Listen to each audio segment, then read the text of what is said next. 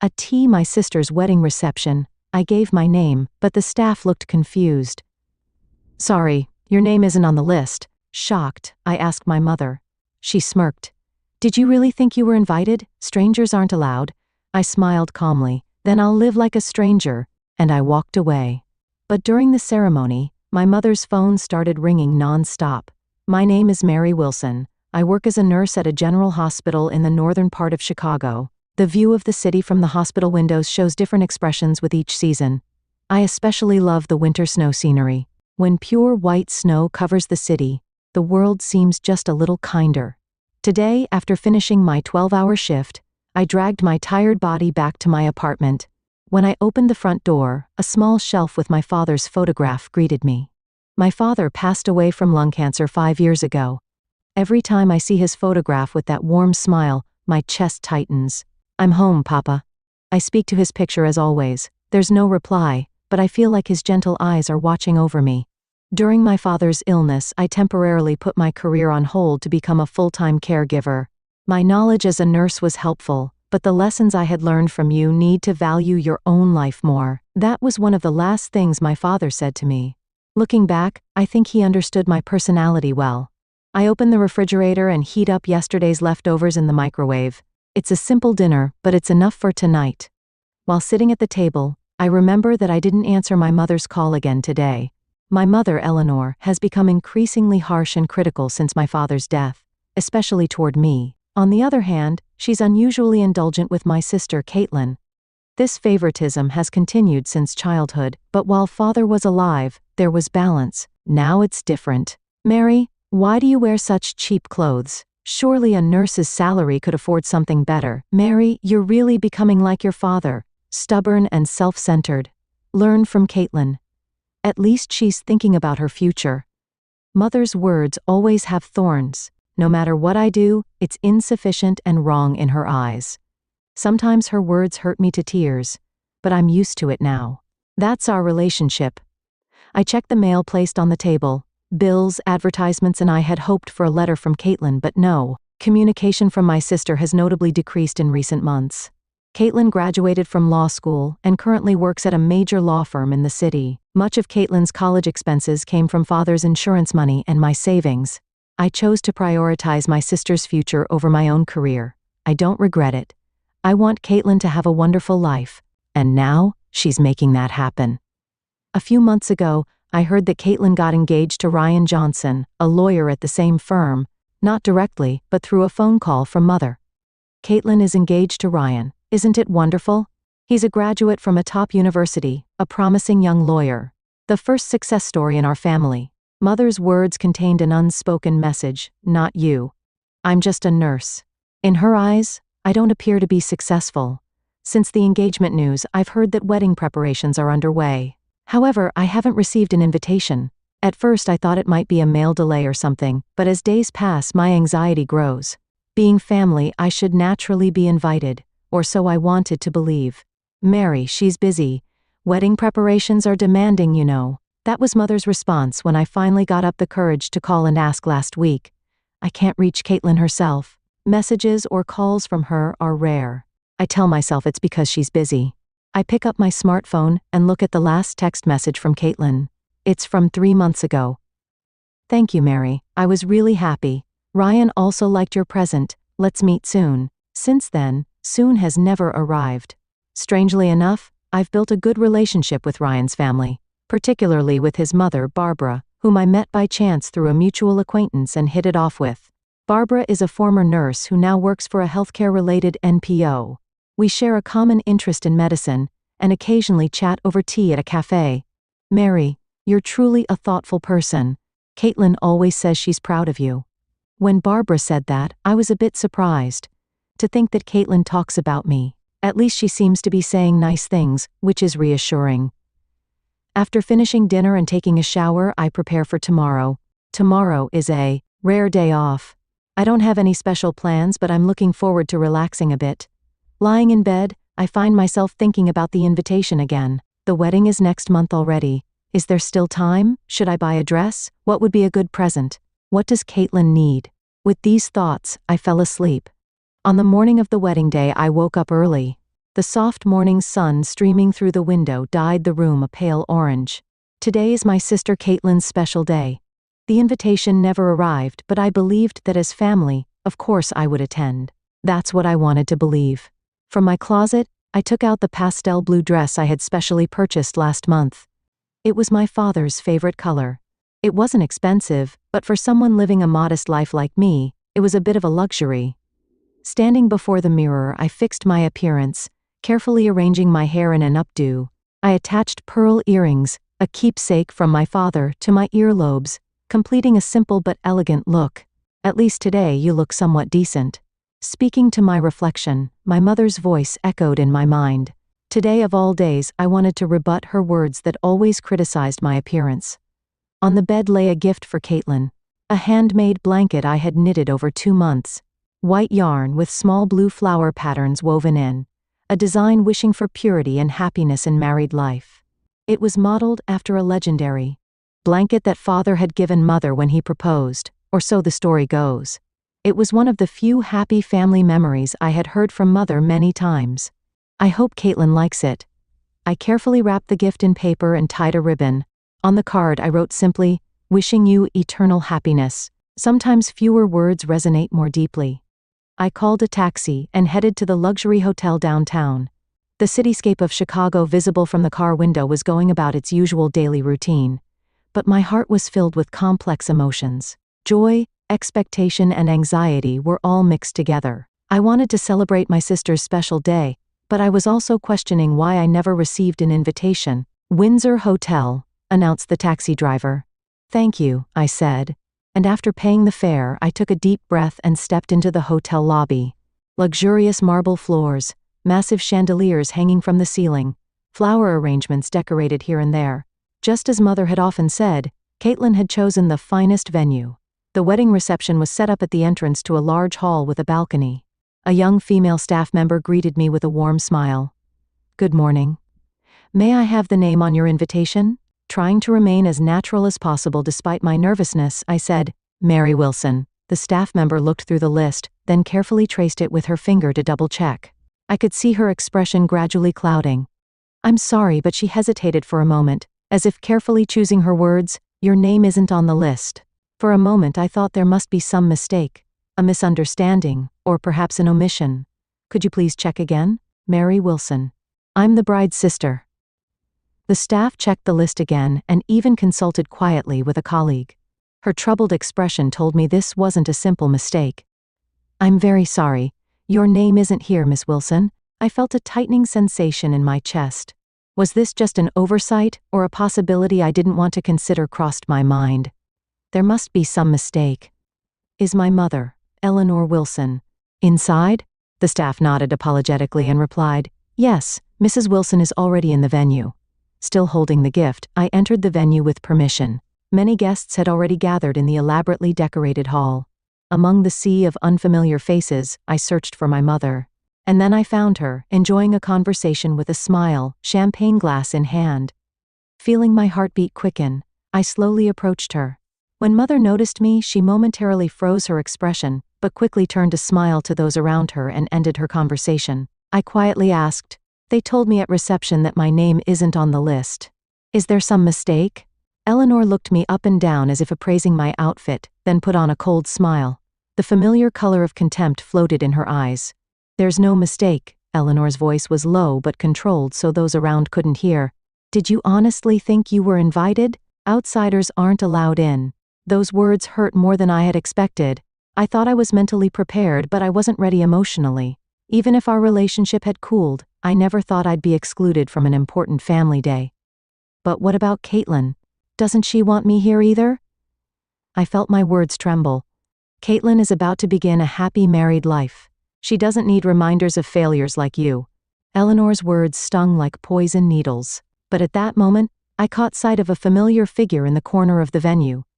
Barbara Johnson, Ryan's mother. She seemed to have overheard the conversation between Eleanor and me, and with surprised expression.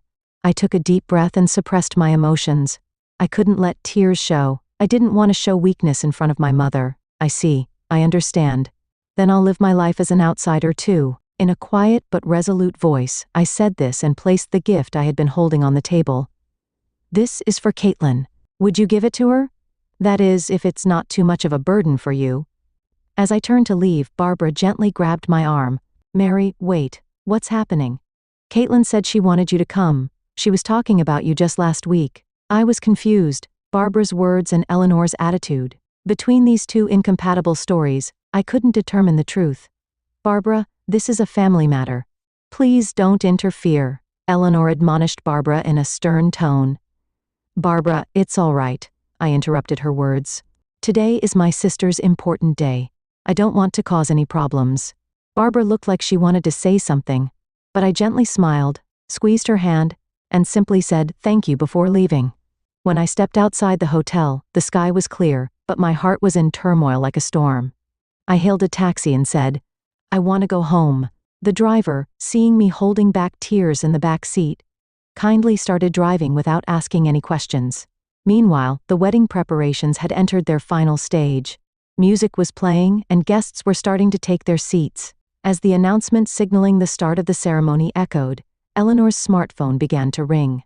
At first, Eleanor tried to ignore it, but when the phone wouldn't stop ringing, she showed an apologetic expression to those around her and stepped outside the venue. She heard Caitlin's excited voice. "Where's Mary? I said I wanted to see her before the ceremony." Eleanor was momentarily at a loss for words. "She didn't come." Her own voice sounded hollow as she lied. "What? But Barbara says she saw Mary. She was at the venue." At that moment, Eleanor saw Barbara talking to Caitlin, her expression severe, apparently telling her the truth. When Eleanor returned to the venue, the ceremony had already begun. Caitlin, dressed in a beautiful wedding gown, was making her entrance. However, there seemed to be some hesitation in her expression. As the priest's words progressed, Caitlin suddenly looked around and stood up. "Where's Mary?" At Caitlin's question, the venue fell silent. Her voice mixed anxiety and confusion. Though beautiful in her pure white wedding dress, her expression showed clear distress. The groom, Ryan, stood up looking confused and whispered to Caitlin, "Kate, what's wrong? Let's continue the ceremony." "Wait, Ryan?" Caitlin shook her head. "Mary's not here. My sister isn't here." A small murmur spread among the guests. The priest looked around nervously, seemingly unsure how to respond. Barbara stood up and stepped forward. Her expression was stern, as if about to announce something serious. "Caitlin, Mary was here." But she chose her words carefully, glancing briefly at Eleanor. She left. "What? What do you mean?" Caitlin's voice trembled. Barbara took a deep breath and quietly continued. "Mary was told her name wasn't on the guest list and wasn't allowed into the venue." The color drained from Caitlin's face, turning pale. She looked at Eleanor with a trembling voice. "Mom, what does this mean? Mary is my sister. Why did you remove her name from the invitation list?" Eleanor, conscious of the eyes around her, showed an uncomfortable expression. She shrank her body as if shrugging her shoulders, and began making excuses in a low voice. "Caitlin, this is your special day. If Mary came, she would try to steal the attention as always. I just wanted to prevent her from stealing the spotlight on your big day. She always needs to be the center of attention." Anger appeared in Caitlin's eyes. "That's not true. Mary has never been jealous of me or tried to steal attention. She's always supported me." Eleanor made a scoffing sound. "You just don't know her true nature. I was only trying to protect you." The murmuring in the venue grew louder, and Ryan looked at his parents with a confused expression. Robert Johnson, who had been sitting next to Barbara, stood up. He was a tall, dignified man who served as a senior partner at the law firm. "What is the meaning of this?" Robert's voice was low but powerful. "We thought today was a blessed day when two families would become one. But what's happening before our eyes is..." He cut off his words and stared intently at Eleanor. "I never thought we would welcome our children into a family like this. I don't want to be associated with people who exclude their own family." At those words, the venue froze in tension. Caitlin covered her face with both hands and began to shake her shoulders. The hem of her wedding dress spread across the floor, making her look both beautiful and sad. Ryan rushed to Caitlin's side without hesitation and embraced her shoulders. "It's okay, I'm here for you," he whispered gently and took her trembling hand. "I'm going to call Mary." Caitlin took out her smartphone through tears and dialed Mary's number. The ringtone continued, but there was no answer. "She's not answering." she muttered with a desperate expression. Ryan squeezed Caitlin's hand and said gently, "She's hurt. She needs time." Caitlin tried calling once more, but still no answer. She let out a deep sigh and raised her tear-soaked face.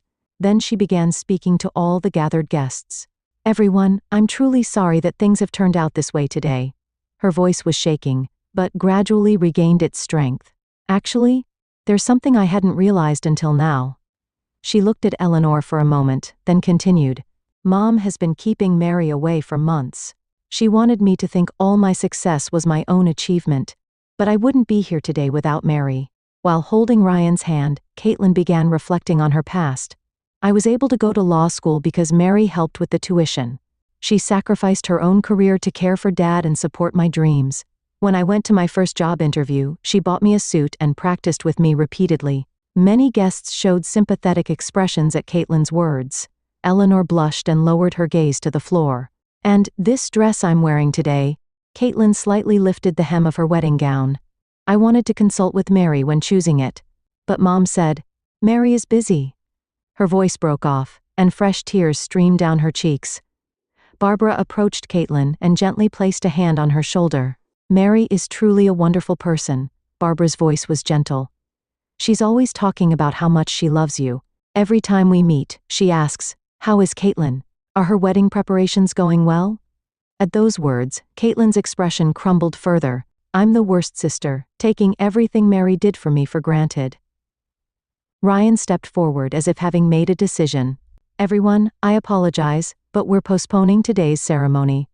Various reactions spread through the venue, sounds of surprise, nods of understanding, and small sighs. "We believe a true wedding can only happen when the entire family is together," Ryan said with resolution. "Without Mary, Caitlin's sister, this ceremony is incomplete." Caitlin looked at Ryan with gratitude and squeezed his hand tightly. "Thank you," she whispered softly.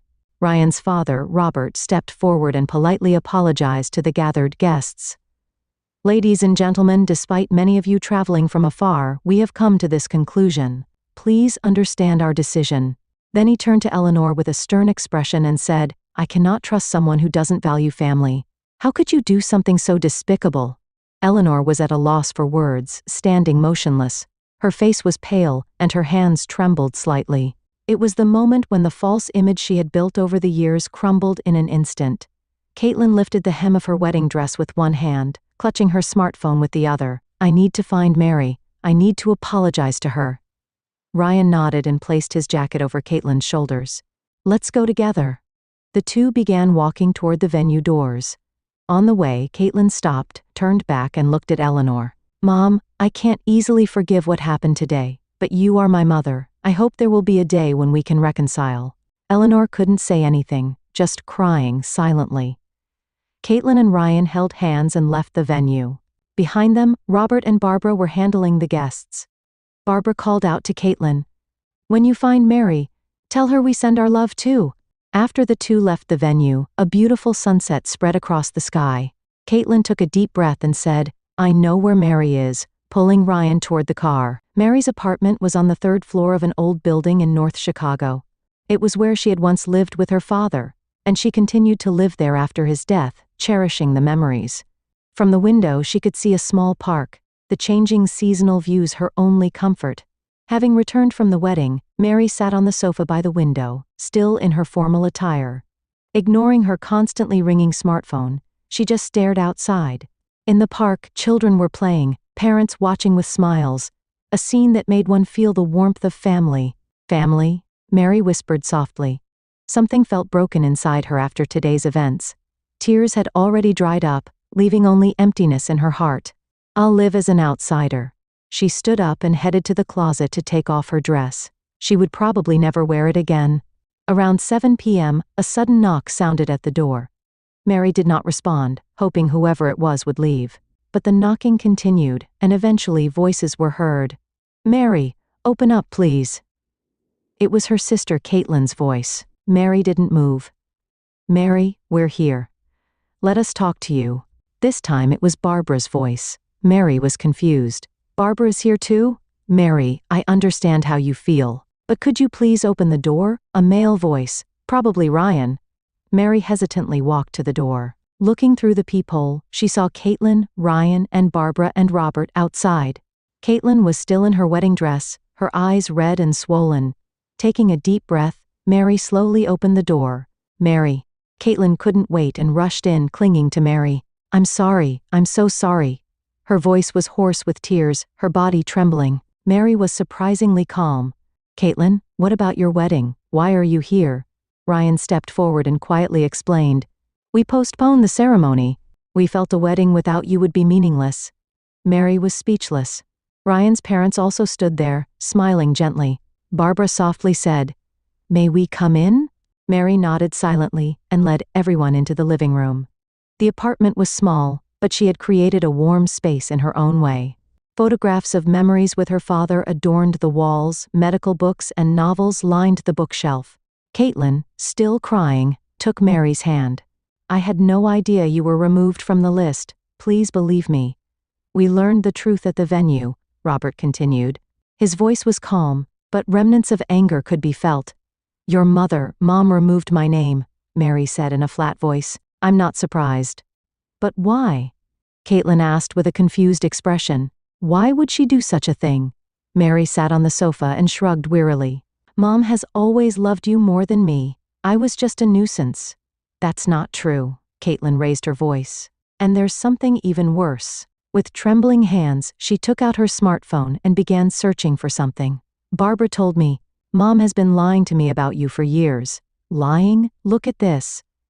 Caitlin handed her smartphone to Mary. The screen displayed old text messages from Eleanor to Caitlin from 2 years ago. Mary says she can't come to your graduation. She's too busy. Don't worry, we'll celebrate just us. Mary's eyes widened. That's a lie. I applied for time off work that day. But Mom said you didn't want me to come. Caitlin showed another message. Birthday present from Mary? Nothing has arrived from her. Don't worry, she's always too busy with her own life. I sent presents every year. I asked Mom to give them to you. Mary's voice trembled.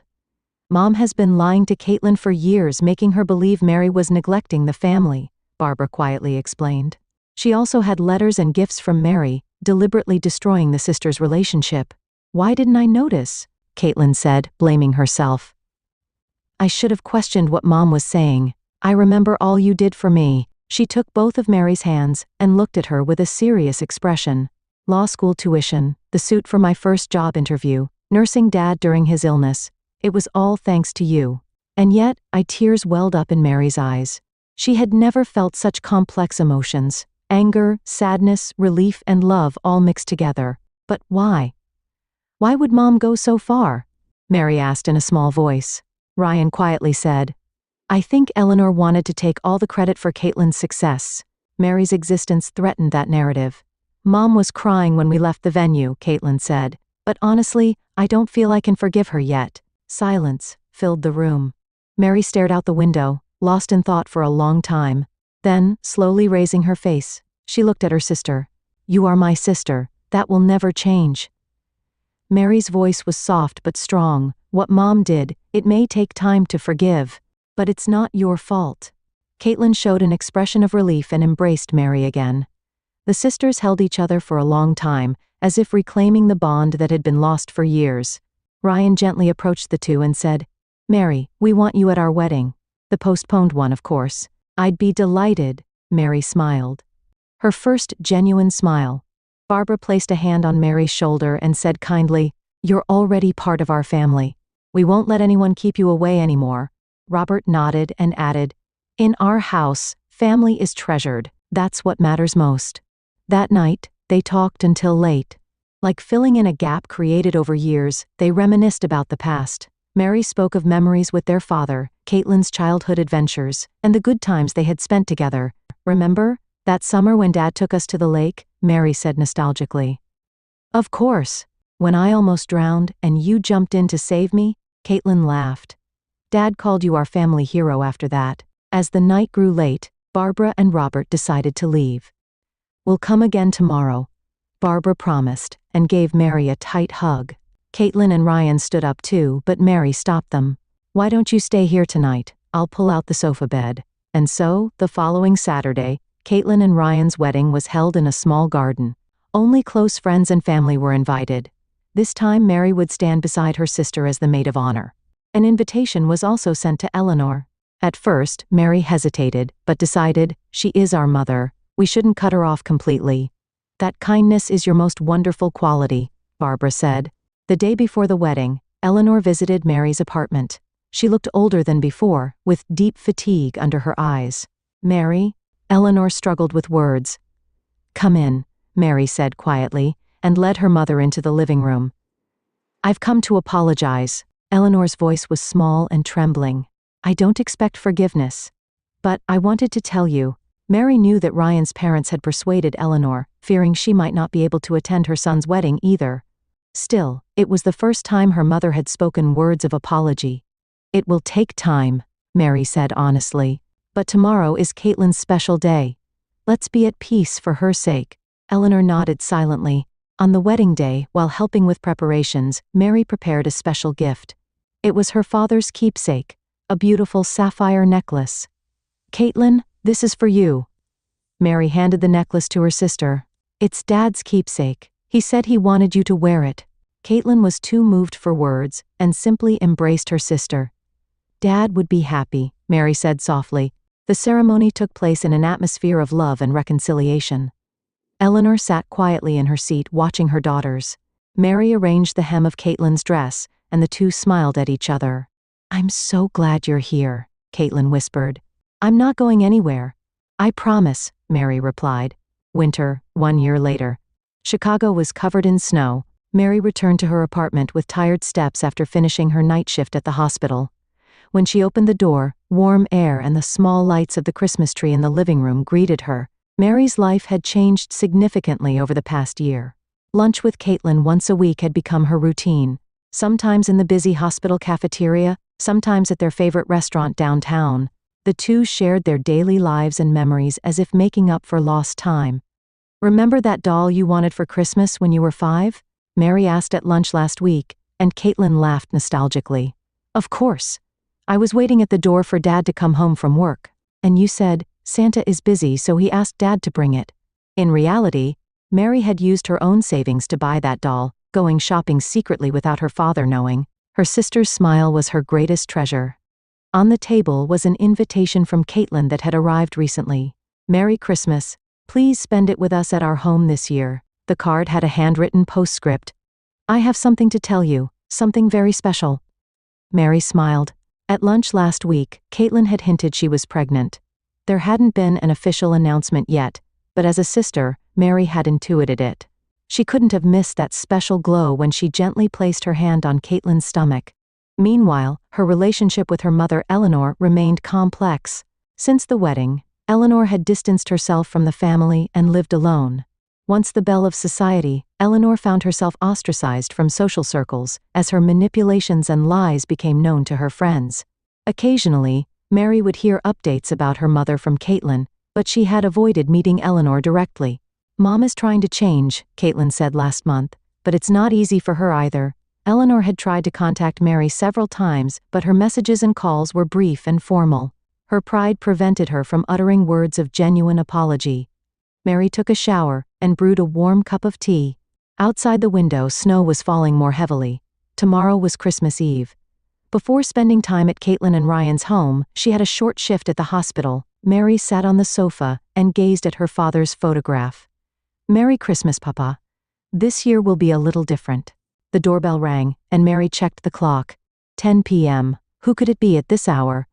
Looking through the peephole, she saw Eleanor standing there. Wearing a snow-covered coat and holding a small bag, her face showed a mix of anxiety and determination. Mary hesitantly opened the door. Mary. Eleanor's voice was small and trembling. Do you have time to talk? Mary thought for a moment, then quietly nodded. Come in, it must be cold. Eleanor came in, brushing off snow. She had changed from her once dignified appearance and now looked like just a tired middle-aged woman. Mary took her coat and led her to the living room. Would you like some tea? Thank you, Eleanor answered softly. The two drank tea in silence. Snow continued to dance outside the window. Eleanor tried to speak several times but stopped, and finally took a deep breath and began. Mary, I was a terrible mother. I'm truly sorry for hurting you. Tears welled in her eyes. For a long time I justified my actions and blamed others. But the truth is I was wrong. Mary remained still, just listening to her mother's words. You always sacrificed yourself for the family, taking care of your father, Caitlin's tuition. You were a much better parent than I was. Eleanor's voice shook, but I didn't want to admit that. I was afraid to face my own failures. She placed the small bag on the table. This isn't a gift. It's something I should return. When Mary opened the bag, inside was a small jewelry box. Opening it, she found diamond earrings that had been passed down from her maternal grandmother. After her father died, Eleanor had claimed they were lost. These belong to you. I stole them. Eleanor lowered her face.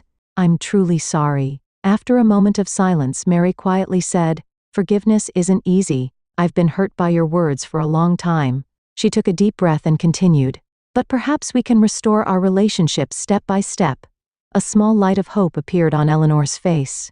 Tomorrow, there's a Christmas dinner at Caitlin and Ryan's home. Will you come? Mary asked. You are inviting me? Eleanor looked surprised. Because we're family, Mary answered simply. Besides, Caitlin seems to have special news. The next day, Christmas Eve, Caitlin and Ryan's home was filled with warm light and laughter. Barbara and Robert had also come and were helping Caitlin with final preparations in the kitchen. When Mary arrived, her sister came rushing out to greet her. Mary, you came. Of course, Mary laughed. Oh, and Mom is coming too. Caitlin was a bit surprised but quickly smiled. Really? That's wonderful. Ryan, set one more place. A few minutes later, Eleanor appeared with small gifts. She greeted everyone with a nervous expression, looking particularly humble toward Barbara and Robert. Barbara smiled and offered Eleanor a warm cup of cinnamon tea. We all make mistakes. What matters is the courage to acknowledge them and try to change. Before dinner, Caitlin and Ryan gathered everyone for a special announcement. Everyone, we have wonderful news, Ryan said proudly. Caitlin is pregnant. In 5 months, we'll become parents. Amid the congratulations echoing around the room, Caitlin took Mary's hand. Mary, I want you to be the godparent. Having someone with your kindness and strength beside this child, Mary nodded with tears in her eyes. I'd be honored. I'll love this child with all my heart. Eleanor sat quietly, but tears also glistened in her eyes. And Mom, Caitlin continued, I want you involved in this child's life as a grandmother. The past is the past. What matters is what comes next. After dinner, Mary was alone by the window, watching the snow scene. Eleanor quietly approached. What a lovely family, she murmured. It's thanks to you, Mary. Your kindness and thoughtfulness became the power that reconnected the family. Mary smiled. It's thanks to all of us. Family doesn't work with just one person. Ultimately, Mary's patience and love broke the chain of hatred and brought a new beginning. As her father had taught her, the power of forgiveness is immeasurable. Eleanor, after a long journey, began to understand the pain her actions had caused. She is now making daily efforts to become a true mother. It's not easy, but it's her own path of atonement to restore family bonds. That night, when the whole family took a commemorative photo, Mary spoke to her father in her heart. Can you see, Papa? We've become a family again, in a different way, but definitely a family. Outside the window, snow continued to fall gently. The wounds of the past weren't completely healed, but a new light of hope quietly shone upon this reborn family.